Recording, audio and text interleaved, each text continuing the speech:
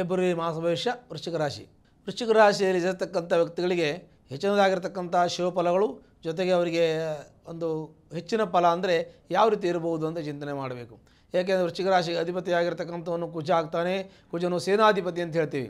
ಧೈರ್ಯ, ಶಕ್ತಿ, ಸಾಹಸ, ಪರಾಕ್ರಮ ಇವೆಲ್ಲವೂ ಕೂಡ ಇರತಕ್ಕಂಥ ಶುಭಫಲಗಳು ಈ ಒಂದು ವೃಶ್ಚಿಕ ರಾಶಿಗೆ ಇರುತ್ತೆ.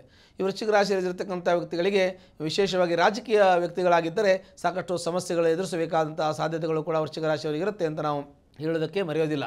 ಏಕೆಂದರೆ ವೃಶ್ಚಿಕ ರಾಶಿಯಲ್ಲಿರ್ತಕ್ಕಂಥ ವ್ಯಕ್ತಿಗಳಿಗೆ ರಾಜಕೀಯ ವರ್ಗದಲ್ಲಿರ್ತಕ್ಕಂಥವರು ಭಾಳ ಜವಾಬ್ದಾರಿಯುತವಾಗಿ ಇರತಕ್ಕಂಥ ವ್ಯಕ್ತಿಗಳಾಗಿರ್ತಾರೆ. ಜನರಲ್ಲಿ ಸಮಾಜದಲ್ಲಿ ಗುರುತಿಸಿಕೊಂಡಿರ್ತಕ್ಕಂಥ ವ್ಯಕ್ತಿಗಳು ಆಗಿರ್ತಾರೆ. ಸಾಮಾಜಿಕವಾಗಿರ್ತಕ್ಕಂಥ ಜವಾಬ್ದಾರಿಯನ್ನು ಹೊತ್ತಿರತಕ್ಕಂಥ ವ್ಯಕ್ತಿಗಳಾಗಿರ್ತಾರೆ. ಹಾಗಾಗಿ ವೃಶ್ಚಿಕ ರಾಶಿಯಲ್ಲಿ ಇರತಕ್ಕಂಥ ವ್ಯಕ್ತಿಗಳು ಯಾರಾದರೂ ರಾಜಕೀಯ ಕೆಲಸಗಳನ್ನು, ಸಮಾಜ ಸೇವೆಯನ್ನು ಮಾಡ್ತಕ್ಕಂಥವ್ರು ಯಾರೇ ಇದ್ದರೂ ಕೂಡ ಅವರಿಗೆ ಸ್ವಲ್ಪ ಮಟ್ಟಿಗೆ ಈ ಸಮಯ ಅಷ್ಟು ಚೆನ್ನಾಗಿಲ್ಲ, ಅಡೆತಡೆ ಇದೆ, ಅವ್ರಿಗೆ ಸ್ವಲ್ಪ ಸಮಸ್ಯೆ ಇದೆ ಅಂತ ನಾವು ಹೇಳಬೇಕಾಗಿದೆ. ಮತ್ತು ದ್ವಿತೀಯ ಸ್ಥಾನದಲ್ಲಿರ್ತಕ್ಕಂಥ ಶುಕ್ರನು ತುಂಬ ಶುಭಫಲವನ್ನು ಕೊಡ್ತಾನೆ. ಚೆನ್ನಾಗಿ ದುಡ್ಡು ಕಾಸು ವಿಚಾರಗಳು ಚೆನ್ನಾಗಿರುತ್ತೆ, ದುಡ್ಡು ಚೆನ್ನಾಗಿ ಬರುತ್ತೆ, ಆದರೆ ದುಡ್ಡು ಖರ್ಚಾಗತ್ತೆ ಅಂತ ಹೇಳಬೇಕು. ವಿಕ್ರಮ ಸ್ಥಾನದಿಂದ ಎಲ್ಲವನ್ನು ಕೂಡ ಗೆಲ್ಲಬಹುದು. ಅಂದರೆ ಇವರಿಗೆ ಧೈರ್ಯ, ಶಕ್ತಿ, ಸಾಹಸ, ಪರಾಕ್ರಮ ಎಲ್ಲವೂ ಇರ್ತದೆ. ಮತ್ತು ಯಾವುದೇ ವಿಚಾರ, ವ್ಯವಹಾರ, ಕೋರ್ಟು, ಕಚೇರಿ, ವ್ಯಾಜ್ಯದಲ್ಲಿ ಇವರಿಗೆ ಗೆಲ್ಲುವಂಥದ್ದು, ಶತ್ರು ಧ್ವಂಸ ಆಗುವಂಥ ಯೋಗವು ಕೂಡ ಇವರಿಗೆ ಇರುತ್ತೆ. ಮತ್ತು ತೃತೀಯ ಸ್ಥಾನದಲ್ಲಿ ರವಿ ಇರೋದ್ರಿಂದ, ರವಿ ರಾಜಗ್ರಹ, ಅವನು ಒಳ್ಳೆಯದನ್ನು ಮಾಡ್ತಾನೆ. ಆದರೂ ಕೂಡ ನಿಮಗೆ ಒಳ್ಳೆಯದು ಎಷ್ಟಾಗುತ್ತೋ ಅಷ್ಟೇ ಹಿನ್ನಡೆಯೂ ಕೂಡ ಆಗುತ್ತೆ. ಒಂದು ದಿವಸ ಇದ್ದಂಗೆ ಇನ್ನೊಂದು ದಿವಸ ಇರೋದಿಲ್ಲ.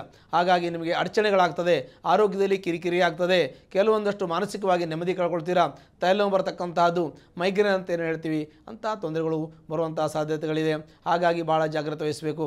ಮತ್ತು ವೃಶ್ಚಿಕ ರಾಶಿ ಇರತಕ್ಕಂಥ ವ್ಯಕ್ತಿಗಳು ವಾಹನ ಅಪಘಾತ, ಸಣ್ಣ ಪುಟ್ಟ ಭಯಗಳಿದೆ, ಅಲ್ಲೂ ಜಾಗ್ರತೆ ವಹಿಸಬೇಕು.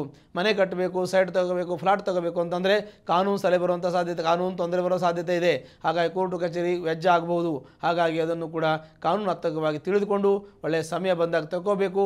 ಇಲ್ಲಾಂದರೆ ನಿಮ್ಮ ಜಾತಕ ಪರಿಶೀಲನೆ ಮಾಡಿ ನಿಮ್ಮ ದಶಾಭುಕ್ತಿ ಚೆನ್ನಾಗಿದೆ ನೋಡಿಕೊಂಡು ನೀವು ಮುಂದುವರಿಯೋದು ಭಾಳ ಉತ್ತಮವಾಗಿರ್ತಕ್ಕಂಥ ವಿಚಾರವೇ ಆಗಿರ್ತದೆ.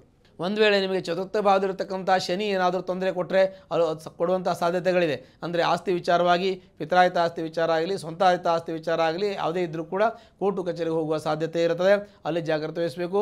ಒಂದು ವೇಳೆ ಸೈಟ್ ತೊಗೊಂಡಿದ್ದೀರಿ ಅಂದರೆ ಮನೆ ಕಟ್ಟೋಕ್ಕೆ ನಿಮಗೆ ಶಲ್ಯದೋಷ, ವಾಸ್ತುದೋಷ ಬರೋ ಸಾಧ್ಯತೆ ಇದೆ. ಅದನ್ನು ಕೂಡ ವಾಸ್ತು ಪ್ರಕಾರ ಗೃಹ ನಿರ್ಮಾಣ ಮಾಡಿಕೊಳ್ಳೋದು ಭಾಳ ಉತ್ತಮವಾಗಿರ್ತದೆ. ಅದರ ಜೊತೆಗೆ ತಾಯಿ ಆರೋಗ್ಯದಲ್ಲಿ ಕಿರಿಕಿರಿ ಆಗ್ಬೋದು. ನಿಮ್ಮ ತಂದೆ ತಾಯಿ ಬಿದ್ದೆಲ್ಲಾದರೂ ಪೆಟ್ಟು ಮಾಡಿಕೊಳ್ಳುವಂಥ ಯೋಗ ಇರುತ್ತೆ, ಮಕ್ಕಳು ಬಿದ್ದು ಪೆಟ್ಟು ಮಾಡಿಕೊಳ್ಳುವಂಥ ಯೋಗ ಇರುತ್ತೆ. ಹಾಗಾಗಿ ಅದಕ್ಕೆ ಸ್ವಲ್ಪ ಜಾಗ್ರತೆ ಭಾಳ ಮುಖ್ಯ. ನಿಮ್ಮ ಮನೆಯಲ್ಲಿ ದಾಂಪತ್ಯದಲ್ಲಿ ಸ್ವಲ್ಪ ವಿರಸ, ಅಸಮಾಧಾನ ಇರುತ್ತೆ, ಸಣ್ಣ ಪುಟ್ಟ ಕಿರಿಕಿರಿ ಎಲ್ಲ ಇರುತ್ತೆ. ಅವೆಲ್ಲ ಕೂತು ಮಾತಾಡಿ ಸರಿ ಹೋಗುತ್ತೆ. ಇದು ತಾತ್ಕಾಲಿಕವಾಗಿ ಇರುತ್ತೆ, ಇವತ್ತಿರುತ್ತೆ, ನಾಳೆ ಇರಲ್ಲ. ಆದರೆ ನಿಮ್ಮ ಒಂದು ಬುದ್ಧಿಯನ್ನು ಕಂಟ್ರೋಲ್ ಇಟ್ಕೋಬೇಕು, ಒಂದು ಹಿಡಿತಲ್ಲಿ ಇಟ್ಕೋಬೇಕು. ಏನೋ ನಮಗೆ ಕೋಪ ಬಂದಿದೆ, ಏನೋ ಅಂದ್ಬಿಟ್ಟು ಶೀಘ್ರವಾಗಿ ಏನೋ ಮಾತಾಡೋದು, ಅತಿ ಶೀಘ್ರದಲ್ಲಿ ಒಂದು ನಿರ್ಧಾರ ತಗೊಳ್ಳೋದು, ತಪ್ಪು ನಿರ್ಧಾರ ತಗೊಳ್ಳೋದ್ರಿಂದ ಮುಂದೆ ದೊಡ್ಡ ಅನಾಹುತ ಆಗ್ಬೋದು. ಹಾಗಾಗಿ ತಪ್ಪು ನಿರ್ಧಾರ ತಗೋಬಹುದು. ಯೋಚನೆ ಮಾಡಿ ಸರಿಯಾದ ನಿರ್ಧಾರ ತಗೊಳ್ಳಿ. 10 ದಿನ ಟೈಮ್ ತಗೊಳ್ಳಿ, 10 ಕಡೆ ಕೇಳಿ, 10 ಸರ್ತಿ ಯೋಚನೆ ಮಾಡಿ. ಅದರಿಂದ ನಿಮಗೆ ಎಷ್ಟೋ ಸಮಸ್ಯೆಗಳು ಪರಿಹಾರ ಆಗುತ್ತೆ ಮತ್ತು ಸೊಲ್ಯೂಷನ್ನು, ಸಲಹೆ ಕೂಡ ನಿಮಗೆ ಸಿಗುತ್ತೆ. ಜೊತೆಗೆ ಗುರುವಿನ ಅನುಗ್ರಹ ನಮಗೆ ಇರಬೇಕು. ಗುರುವ್ರ ಗೌರವ, ಸಮಾಜದಲ್ಲಿ ಗೌರವ, ಮಾನ, ಮನ್ನಣೆ, ಸ್ಥಾನ ಎಲ್ಲ ಇರಬೇಕಾಗ್ತದೆ ನಮಗೆ. ಆದರೆ ದುಡ್ಡು ಕಾಸು ಗುರು ಕಾಂಚನ ಸನ್ನಿಭಂ, ದುಡ್ಡು ಜೀವನದಲ್ಲಿ ಇರಬೇಕಾಗ್ತದೆ. ಅದು ಯಾವುದೂ ಇಲ್ಲ ಅಂತಂದರೆ ಹೇಗೆ? ಸಮಾಜದಲ್ಲಿ ಗೌರವ ಇಲ್ಲ ಅಂದರೆ ಹೇಗೆ? ದುಡ್ಡು ಇಲ್ಲ ಅಂದರೆ ಹೇಗೆ? ಸಮಾಜದಲ್ಲಿ ಮುಂದೆ ಬದುಕೋದು ಹೇಗೆ ಅಂತ ಯೋಚನೆ ಬರುತ್ತೆ. ಆದರೂ ಕೂಡ ಸಮಾಜದಲ್ಲಿ ನಿಮಗೆ ಒಳ್ಳೆಯ ಗೌರವ ಇದೆ, ಸ್ಥಾನಮಾನ ಕೂಡ ನಿಮಗಿದೆ. ಗೌರವದ ಜೊತೆಗೆ ಹಣಕಾಸು ಕೂಡ ತುಂಬ ಚೆನ್ನಾಗಿರುತ್ತೆ. ಆದರೆ ನಿಮ್ಮ ಹತ್ರ ಇಟ್ಕೊಳ್ಳೋಕ್ಕಾಗ್ತಾ ಇಲ್ಲ. ಕಾನೂನು ತೊಂದರೆ ಕೂಡ ಇದೆ. ನಿಮಗೆ ಕೆಲವೊಂದಷ್ಟು ನಿಮಗೆ ಆರ್ಥಿಕ ಸ್ಥಿತಿ ತೊಂದರೆ ಆಗ್ಬೋದು. ನಿಮಗೆ ಇನ್ಕಮ್ ಟ್ಯಾಕ್ಸಿಂದ, ಆದಾಯ ತೆರಿಗೆಯಿಂದ ತೊಂದರೆ ಆಗೋ ಸಾಧ್ಯತೆಗಳು ಹೆಚ್ಚಿಗೆ ಇದೆ.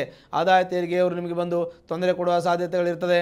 ಅದರ ಜೊತೆಗೆ ಕಾನೂನಿನಲ್ಲಿ ನಿಮಗೆ ಆಸ್ತಿ ವಿಚಾರದಲ್ಲಿ ಕಾನೂನು ತೊಂದರೆ ಇರತಕ್ಕಂಥದ್ದು, ದಾಂಪತ್ಯ ವಿಚಾರದಲ್ಲಿ ಕಾನೂನು ತೊಂದರೆ ಇರತಕ್ಕಂಥದ್ದು, ಮಕ್ಕಳ ವಿಚಾರದಲ್ಲೂ ಕಾನೂನು ತೊಂದರೆ, ಪಿತಾಯಿತ ಆಸ್ತಿಯಲ್ಲೂ ಕಾನೂನು ತೊಂದರೆ, ಹೀಗೆ ನಾನಾ ವಿಧವಾಗಿರ್ತಕ್ಕಂಥ ಕಾನೂನು ತೊಂದರೆಗಳು ನಿಮಗೆ ಬರೋ ಸಾಧ್ಯತೆ ಇರೋದ್ರಿಂದ ಭಾಳ ಜಾಗ್ರತೆ ವಹಿಸೋದು ಭಾಳ ಮುಖ್ಯವಾಗಿರ್ತದೆ.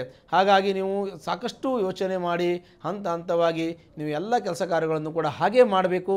ಎಲ್ಲಿ ಅವಸರ ಮಾಡ್ಕೋತೀರಾ, ಎಲ್ಲಿ ತಪ್ಪು ನಿರ್ಧಾರ ತಗೋತೀರಾ, ಆವಾಗ ನಿಮಗೆ ತೊಂದರೆ ಆಗೋ ಸಾಧ್ಯತೆ ಇರುತ್ತೆ. ಹಾಗಾಗಿ ಏನೇ ಬಂದರೂ ಕೂಡ ಅನುಸರಿಸಿಕೊಂಡು ತಾಳ್ಮೆಯಿಂದ ಇರೋದು ಬಹಳ ಮುಖ್ಯವಾಗಿರ್ತದೆ. ಹಾಗಾಗಿ ತಾವು ತಾಳ್ಮೆ ಕಳ್ಕೋಬಾರ್ದು, ಯೋಚನೆ ಮಾಡಬೇಕು, ಚಿಂತೆ ಮಾಡಬಾರ್ದು, ಚಿಂತನೆಯನ್ನು ಮಾಡಬೇಕು. ಮತ್ತು ನಿಮಗೆ ಬೇಕಾದ ವ್ಯಕ್ತಿಗಳು ಯಾರಾದರೂ ಇದ್ದರೆ, ನಿಮ್ಮ ಹಿತಚಿಂತಕರಿದ್ದರೆ ಅವ್ರ ಹತ್ರ ಚರ್ಚೆ ಮಾಡಿ, ವಿಶ್ಲೇಷಣೆ ಮಾಡಿ, ಅದಕ್ಕೆ ಸರಿಯಾಗಿರ್ತಕ್ಕಂಥ ಮಾರ್ಗದರ್ಶನವನ್ನು ಕೂಡ ತಾವು ತಗೋಬೋದು. ಮತ್ತು ನಿಮ್ಮ ಒಂದು ಆರೋಗ್ಯದ ಸ್ಥಿತಿಯು ಕೂಡ ಸ್ವಲ್ಪ ಮಟ್ಟಿಗೆ ಅನಾನುಕೂಲ ಇರುತ್ತೆ.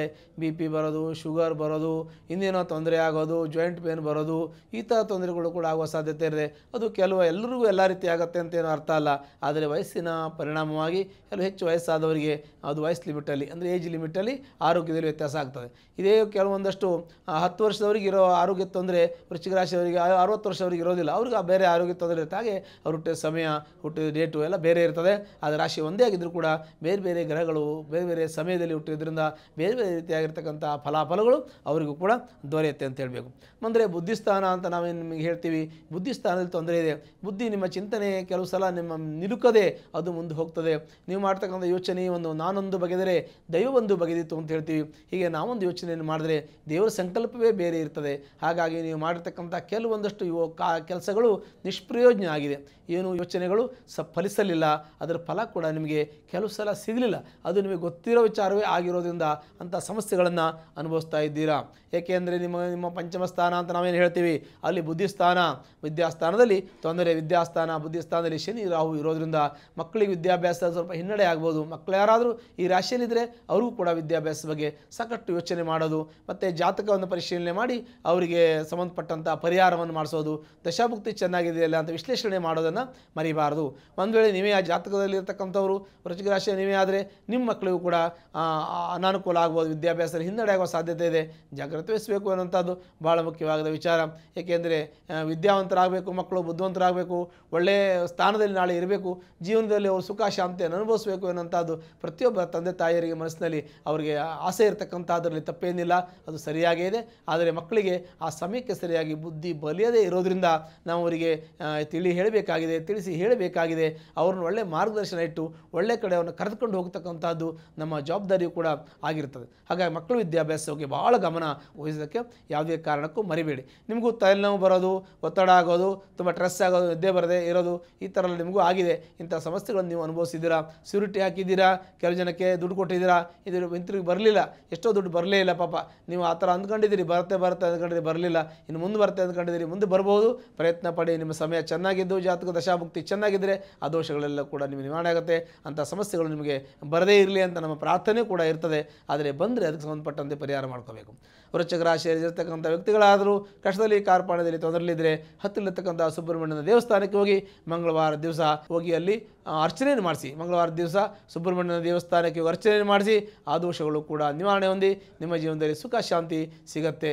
ಶುಭವಾಗಲಿ. ಅನುಕ್ಷಣದ ಸುದ್ದಿಗಳಿಗಾಗಿ ವಿಸ್ತಾರ ನ್ಯೂಸ್ ಯೂಟ್ಯೂಬ್ ಚಾನೆಲ್ ಸಬ್ಸ್ಕ್ರೈಬ್ ಮಾಡಿ. ಹೊಸ ಸುದ್ದಿಗಳ ನೋಟಿಫಿಕೇಶನ್ಗಾಗಿ ಬೆಲ್ ಐಕಾನ್ ಕ್ಲಿಕ್ ಮಾಡಿ. ಲೇಟೆಸ್ಟ್ ಅಪ್ಡೇಟ್ಸ್ಗಾಗಿ www.vistaranews.com ವೆಬ್ಸೈಟ್ಗೆ ವಿಸಿಟ್ ಮಾಡಿ.